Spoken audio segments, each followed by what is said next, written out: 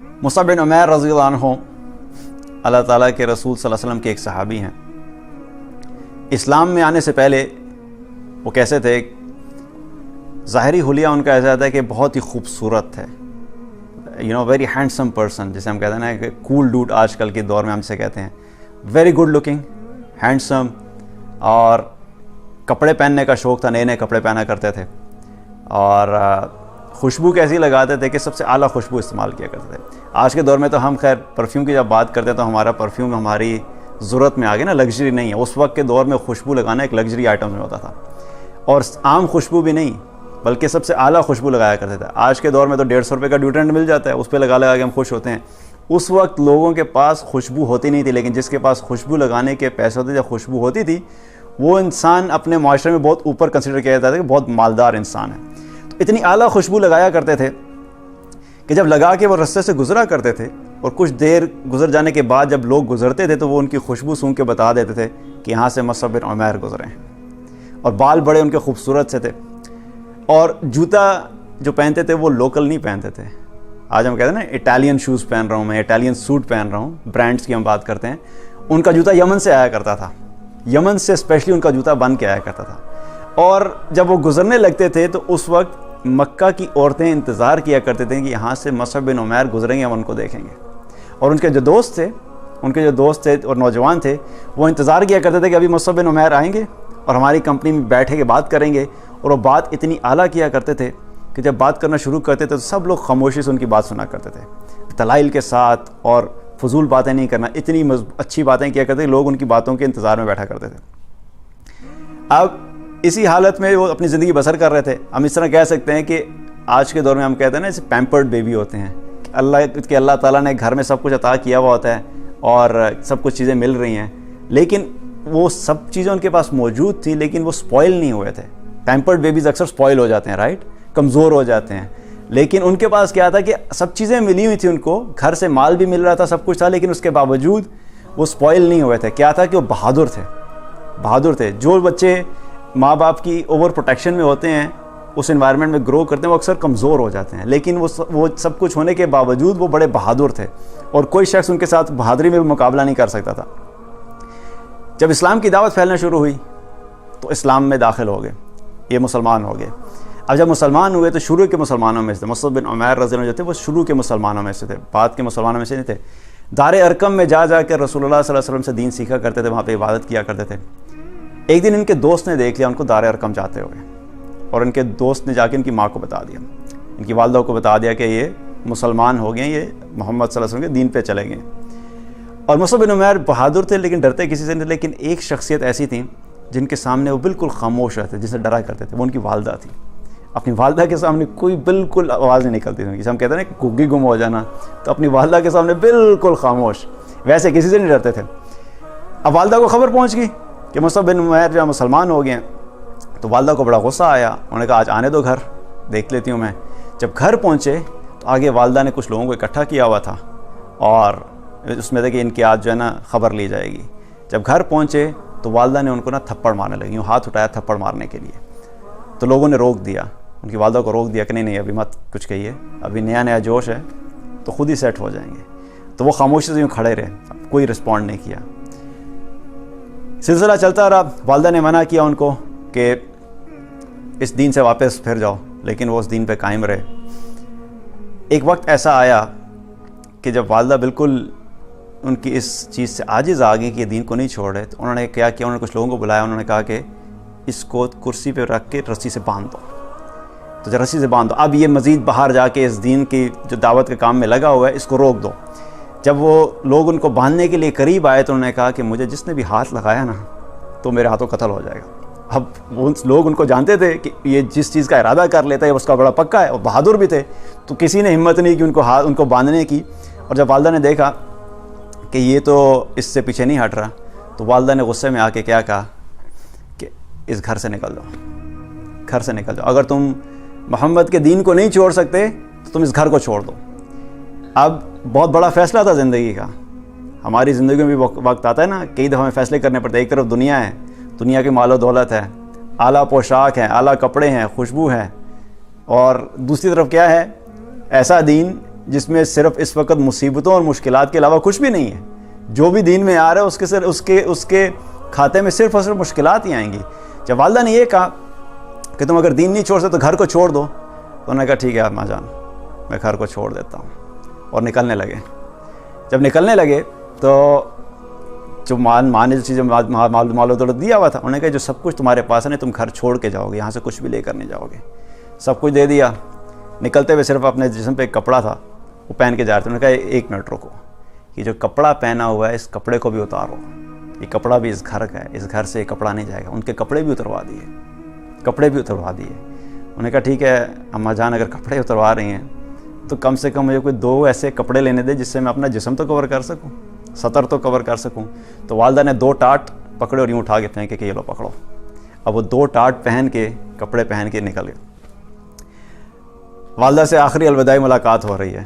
نکلنے سے پہلے اپنی والدہ کو کہتے ہیں اماں جان میں آپ سے کہتا ہوں کہ ایک دفعہ کہہ دیں لا الہ الا اللہ محمد رسول اللہ, ایک دفعہ کلمہ پڑھ دیجیے. تو والدہ نے کہا کہ جب تک میرا ہوش ہے, جب تک میں ہوش میں ہوں, میں تمہارے دین پہ کبھی نہیں آؤں گی. اور ان کی آنکھوں میں آنسو آئے, کیونکہ خود انہیں پتا تھا کہ اللہ کے دین پہ چلیں گے تو کامیاب ہوں گے. تو جب ان کی والدہ نے کلمہ نہیں پڑھا تو اس طرح روتے وہاں سے نکل گئے. اب وہی مصعب بن عمیر اعلیٰ کپڑے پہننے والے رسول اللہ صلی اللہ علیہ وسلم کے پاس پہنچے. آپ صلی اللہ علیہ وسلم اس وقت صحابہ بیٹھے تھے اور صحابہ آپ صلی اللہ علیہ وسلم کی مجلس میں تھے. تو صحابہ نے جب مصعب بن عمیر کو دیکھا 2 ٹاٹ میں آتے ہوئے تو صحابہ کی آنکھوں سے آنسو جاری ہو گئے کہ وہ مصعب بن عمیر ہیں جو کچھ عرصہ پہلے تک سب سے اعلیٰ کپڑے پہن کے مکہ کی گلیوں میں گھوما کرتے تھے, مکہ کا شہزادہ تھا. اور آج جب اللہ کے دین پہ چلنا شروع ہوا ہے تو ان کے پاس اپنے جسم کو چھپانے کے لیے ایک کپڑا بھی نہیں ہے, ایک کپڑا بھی نہیں ہے جس سے جسم کو چھپا سکیں. تو رسول اللہ صلی اللہ علیہ وسلم نے ان کو بڑی شفقت سے دیکھا, اپنے پاس بلایا اور پھر دین کی ذمہ داری دے کر مدینہ بھجوا دیا کہ جاؤ مدینہ میں جا کے دین کا کام کرو. اب وہی شہزادہ جو ایک عالی شان زندگی بسر کر رہا تھا, مدینہ کی گلی گلی میں جا کے لوگوں کے پاس ایک کے پاس جا کے اللہ کے دین کی دعوت دینا شروع کر دی. پھر جب مدینہ میں ہجرت ہوئی, آپ صلی اللہ علیہ وسلم وہاں پہنچے, غزوہ احد کا وقت آیا. تو غزوہ احد کے دوران آپ صلی اللہ علیہ وسلم نے جن لوگوں کو جھنڈے بانٹے تھے, جن لوگوں کو جھنڈے دیے تھے, ان میں سے ایک مصعب بن عمیر بھی تھے. اسلام کا جھنڈا مصعب بن عمیر کے ہاتھ میں پکڑایا گیا. اور جھنڈا حاصل کرنا بڑی سعادت کی بات ہوتی تھی. جس شخص کے ہاتھ میں جھنڈا ہے وہ بڑی سعادت کی بات ہوتی تھی, اور سعادت کے ساتھ ساتھ وہ بہت بڑی ذمہ داری بھی ہوتی تھی. کیونکہ جنگ کے دوران اگر جھنڈا گر گیا تو اس کا مطلب ہے کہ آپ کو شکست ہوگی, تو آپ نے کسی حال میں بھی جھنڈے کو نیچے نہیں گرنے دینا. اور دوسری بات کیا ہوتی تھی, جس شخص کے ہاتھ میں جھنڈا ہے تمام مشرکین اور دشمنوں کا جو ٹارگٹ ہوتا تھا وہ جھنڈے والا ہوتا تھا کہ اس کو کسی طرح گراؤ, کیونکہ جس وقت جھنڈا گر جائے گا اس کا مطلب ہے کہ ان کے حوصلے ٹوٹ جائیں گے اور بہت سے لوگ سمجھیں گے ان کو شکست ہوگی. اب مصعب بن عمیر رضی اللہ عنہ جھنڈا لے کے احد کے میدان میں کھڑے ہوئے ہیں, اور مسلمانوں کو جب فتح ہوئی اور فتح کے بعد جب دوبارہ مشرکین نے آ کر مسلمانوں پہ حملہ کیا اور مسلمان بکھر گئے, تو اس وقت مصعب بن عمیر نے جھنڈا اپنے ہاتھ میں پکڑا ہوا تھا, اسلام کا جھنڈا یوں مضبوطی سے تھاما ہوا تھا. اتنے میں کیا ہوا کہ ایک بدبخت نے آ کے آپ کے ہاتھ پہ تلوار ماری, آپ کا ہاتھ کٹ گیا. رائٹ ہینڈ میں جھنڈا پکڑا ہوا تھا, آپ کا ہاتھ کٹ گیا, جھنڈا نیچے گر گیا. فوراً اپنے لیفٹ ہینڈ سے جھنڈے کو اٹھایا اور جھنڈا یوں اٹھایا. اور عرب کا ایک کام کیا تھا, جب جنگوں میں ہوتے تھے وہ شعر پڑھا کرتے تھے, وہ جنگ لڑتے لڑتے بھی شعر پڑھا کرتے تھے. تو یہ کیا کرتے تھے, قرآن کی آیت پڑھے تھے, وما محمد الا رسول قد خلت من قبلہ الرسل, کہ محمد صلی اللہ علیہ وسلم اللہ کے رسول ہے اور ان سے پہلے بھی بہت سے رسول آ چکے ہیں. مستقل یہ قرآن کی آیت پڑھے چلے جا رہے تھے اور جھنڈا اٹھایا ہوا تھا. الٹے ہاتھ میں جب جھنڈا اٹھایا اس نے تلوار ماری, الٹا ہاتھ بھی کٹ گیا. جب الٹا ہاتھ بھی کٹ گیا تو اب جو ہاتھ باقی رہ گئے تھے, یوں جھنڈا اٹھایا اور یوں کر کے اپنے سینے سے لگا لیا, ایسے یوں ڈنڈا پکڑا اور یوں سینے سے لگا لیا کہ اسلام کا جھنڈا ہے, گرنے نہیں دینا. آخری وقت تک جب تک ان کی ہوش تھی یوں پکڑے رکھا. جب یوں پکڑا, اتنے میں کیا ہوا کہ ایک نیزہ آیا اور آ کے آپ کے سینے کے پار ہو گیا. اور جب نیزہ لگا آپ کو اور آپ وہاں پہ گر گئے اور جھنڈا گر گیا. اور پھر علی رضی اللہ عنہ نے جھنڈے کو اٹھا لیا. جب جنگ ختم ہوئی تو آپ صلی اللہ علیہ وسلم میدان احد میں گزر رہے تھے اور دیکھ رہے تھے, وہاں پہ شہداء کو دیکھ رہے تھے. تو گزرتے گزرتے آپ صلی اللہ علیہ وسلم کی نظر پڑی مصعب بن عمیر پہ. مصعب بن عمیر کیا دیکھتے ہیں, بال بکھرے ہوئے, خون میں لت پت. آپ صلی اللہ علیہ وسلم جب ان کو دیکھا تو آپ صلی اللہ علیہ وسلم کی آنکھوں سے آنسو جاری ہو گئے, آپ کی آنکھوں سے آنسو جاری ہو گئے. اور آپ کے پاس کھڑے ہو کے کہنے لگے کہ میں نے مصعب کو دیکھا ہے مجھے مصعب کا وہ وقت بھی یاد ہے کہ مکہ کے گلیوں میں ایک شہزادوں کی طرح گھوما کرتا تھا، اعلیٰ پوشاک پہن کے، خوبصورت بالوں کے ساتھ یہ مکہ کی گلیوں میں شہزادوں کی طرح گھوما کرتا تھا۔ اور آج کیا وقت ہے کہ ان کا جب جسم چھپانے لگے تو جسم چھپانے کے لیے ایک چادر تھی، ایک چادر، وہ چادر اتنی چھوٹی تھی کہ جب چہرے کو کور کرتے تھے تو پاؤں ننگے ہو جاتے تھے، اور جب پاؤں کو کور کرتے تھے تو چہرہ ننگا ہو جاتا تھا۔ تو آپ سے فرمایا کہ چادر کو چہرے پہ ڈال دو اور پاؤں پہ گھاس ڈال دو، اور پھر آپ سے اس نے فرمایا کہ اللہ کا رسول اس چیز کی گواہی دیتا ہے کہ تم قیامت کے دن شہداء میں شامل ہوگے۔ اللہ کا رسول اس چیز کی گواہی دیتا ہے کہ تم قیامت کے دن شہداء میں شامل ہوگے۔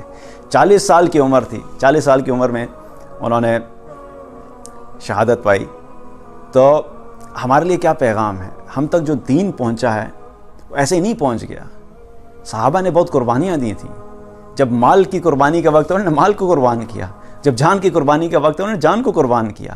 آج ہم تک دین نسل در نسل ان قربانیوں کے ذریعے سے پہنچا ہے، اور وہ صحابہ جنہوں نے اللہ کے دین کی خاطر اور اللہ کے رسول صلی اللہ علیہ وسلم کی اطاعت کی خاطر اپنی دنیا کو قربان کیا۔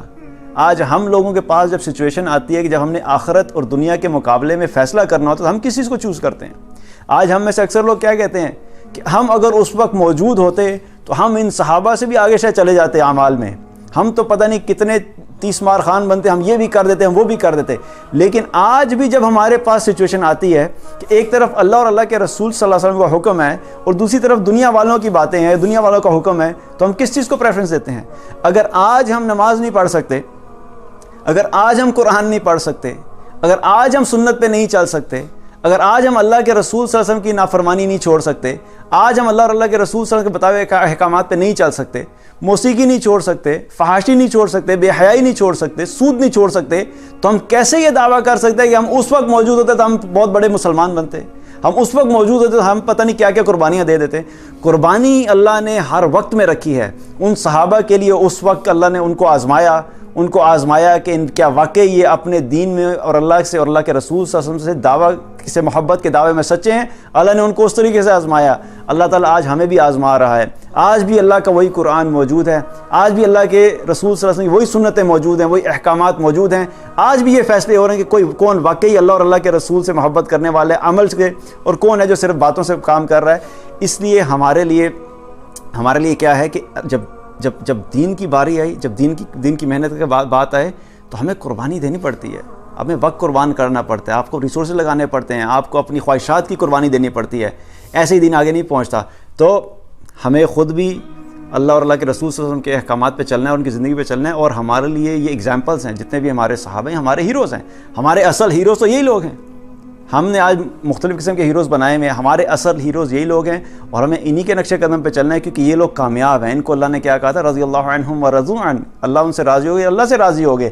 تو جن سے اللہ راضی ہو گیا، جن کی گارنٹی ہے کہ اللہ جن سے راضی ہو گیا ہے، جب ہم ان کے راستے میں چلیں گے تو انشاءاللہ تعالیٰ اللہ تعالیٰ ہم سے بھی راضی ہوگا۔ جب اللہ ہم سے راضی ہوگا تو ہم بھی کامیاب ہوں گے۔